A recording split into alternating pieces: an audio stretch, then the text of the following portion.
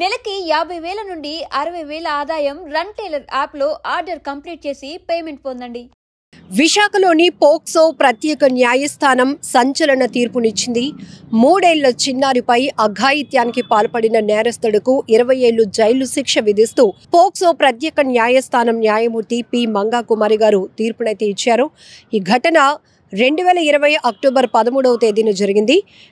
ఉమ్మడి విశాఖ జిల్లా పెదబైలు మండలం చిన్న వీధికి చెందినటువంటి 17 సంవత్సరాల యువకుడు కుర్ర రంజిత్ కుమార్ ఆడుకుంటున్నటువంటి 3 ఏళ్ల పాపపై అత్యంత దారుణంగా అఘాయిత్యానికి పాల్పడ్డాడు. ఆ పాప ఇంటి పరిసర ప్రాంతాల్లో ఆడుకుంటూ ఉంటే ఆ పాపని ఎత్తుకెళ్ళి ఆమెపై అత్యాచారం చేసినటువంటి దారుణమైన ఘటన ఇది. ఈ కేసుకు సంబంధించి ఇప్పుడు పోక్సో ప్రత్యేక న్యాయస్థానం ఇచ్చినటువంటి తీర్పు నేరస్తుడికి 20 ఏళ్ల జైలు శిక్షతో పాటు బాలికకు 75,000 రూపాయలు చెల్లించాలని, అలాగే రాష్ట్ర ప్రభుత్వానికి కూడా 25,000 రూపాయలు చెల్లించాలని తీర్పునిచ్చారు న్యాయమూర్తి. అయితే ఈ కేసుకు సంబంధించి వివరాలు చూస్తే గనక రాష్ట్ర ప్రభుత్వం కూడా బాలిక కుటుంబానికి నష్టపరిహారం కింద 5 లక్షల రూపాయలు ఇవ్వాలంటూ కూడా న్యాయమూర్తి గారు ఆదేశించడం జరిగింది.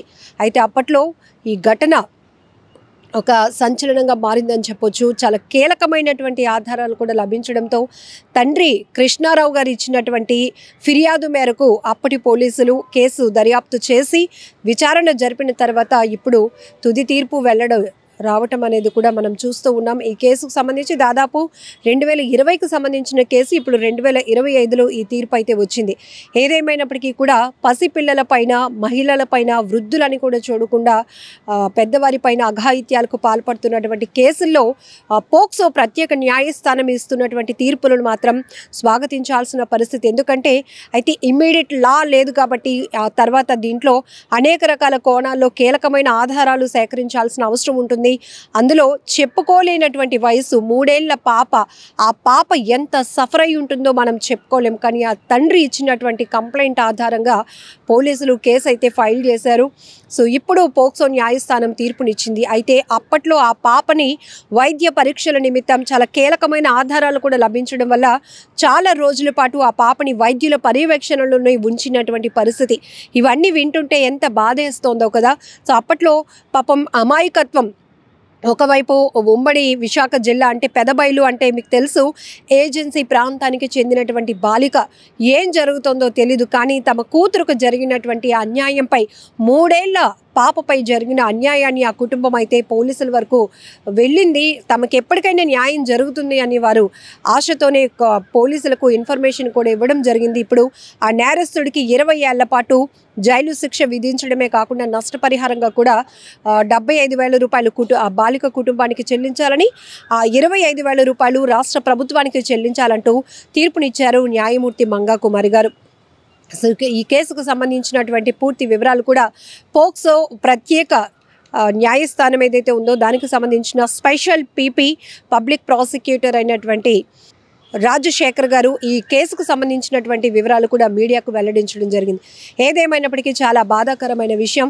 ఇలాంటి ఘటనల్లో పోక్సో న్యాయస్థానం ఇస్తున్నటువంటి తీర్పులు మనం చూస్తూ ఉన్నాం. కానీ ఈ అఘాయిత్యాలు జరగకుండా ఉంటే బాగుంటుంది. ఎందుకంటే పసి పిల్లలని కూడా చూడట్లేదు. హాస్పిటల్స్లోనే ఆ పసిపిల్లల పైన అఘాయిత్యాలు చేస్తున్నటువంటి దృశ్యాలు చూస్తున్నాం. ఈ దారుణాలను చూస్తున్నాం.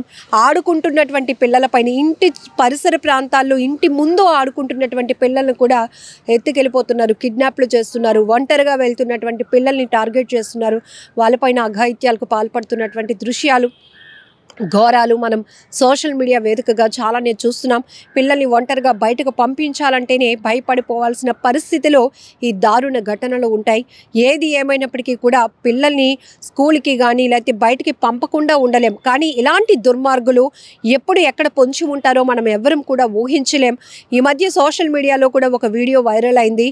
అది కూడా ఒక పాప స్కూల్ నుంచి నానమ్మ ఇంటికి తిరిగి వెళ్తూ ఉంటే చుట్టూ ఉన్నటువంటి పొదలు గమనించినటువంటి ఒక వ్యక్తి ఆ పాపను వెంబడించి ఆ పాపను అక్కడి నుంచి తీసుకుపోయి అత్యాచారానికి ఒడిగట్టాడు. ఎంత దారుణమైన ఘటనలు. సాధారణంగా పిల్లల్ని చూస్తేనే ముద్దు పెట్టుకోవాలనిపిస్తుంది, వారిని ఆడించాలని, వారికి ఏమైనా కొనివ్వాలి అనిపిస్తుంది, వాళ్ళ ఫేస్లో ఆనందాన్ని చూడాలనే ఆలోచనే కలుగుతుంది. కానీ కొంతమంది దుర్మార్గులు మాత్రం ఇలా దుర్మార్గపు ఆలోచనతో ఉంటారు కాబట్టి పిల్లలపైన కూడా పేట్రేగిపోతున్నారు. వాళ్ళపై అఘాయిత్యాలకు పాల్పడుతున్నటువంటి పరిస్థితులు కూడా చూస్తున్నాం. కాబట్టి కాబట్టి చాలా జాగ్రత్తగా ఉండాల్సిన అవసరం కూడా ఉంది. ఎక్కడైనా సీసీటీవీలు ఉంటే ఇలా పిల్లల్ని ఇబ్బంది పెట్టే పరిస్థితులు కొన్ని సీసీటీవీలో రికార్డ్ అవుతున్నాయి. ఇలాంటివి వెలుగు చూడని ఘోరాలు ఇంకా ఎన్నో ఉన్నాయి. సో ఏజెన్సీ ప్రాంతాల్లో కూడా మనం అనేకం చూడొచ్చు. సో ఇప్పుడు ఈ కేసు కూడా 2020 అక్టోబర్ 13న జరిగినటువంటి కేసు. అప్పుడు ఆ 3 ఏళ్ల బాలిక తండ్రి కృష్ణారావు ఇచ్చినటువంటి ఫిర్యాదుతో ఇప్పుడు విచారణ జరిగి కోర్టు న్యాయస్థానం ఇవన్నీ కూడా అనేక రకాల కోణాల్లో మొత్తం దర్యాప్తు కొనసాగిన తర్వాత 5 ఏళ్ల తర్వాత ఇప్పుడు పోక్సో ప్రత్యేక న్యాయస్థానం ఇచ్చినటువంటి తీర్పు ఇది.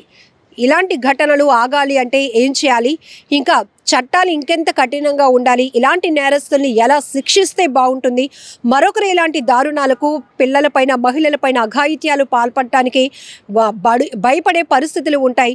మీరేమనుకుంటున్నారో కూడా కామెంట్ బాక్స్లో మెన్షన్ చేయండి. నిజంగా ప్రస్తుతం ఉన్నటువంటి సమాజం దేనికి ప్రయారిటీ ఇస్తుంది? ఆర్థిక సంబంధాల చుట్టూ మాత్రమే తిరుగుతోంది. మళ్ళీ ఎన్నికలంగానే చాలా విరక్తి కలుగుతాం. మంచి అనిపిస్తుంది కదా, లేడీస్ కూడా ఛాలెంజింగ్ జాబ్స్ చేసినప్పుడు చాలా బాగుంటది. ట్రాఫిక్ అసిస్టెంట్స్ గా నియమించిన ట్రాన్స్జెండర్స్ అందరితో సాల్యూట్ చేయించుకుంటున్నారు. ఫుడ్ డెలివరీ ఇవ్వటానికి వెళ్ళినటువంటి డెలివరీ బాయ్ అనిల్ పై కళ్ళ ముందు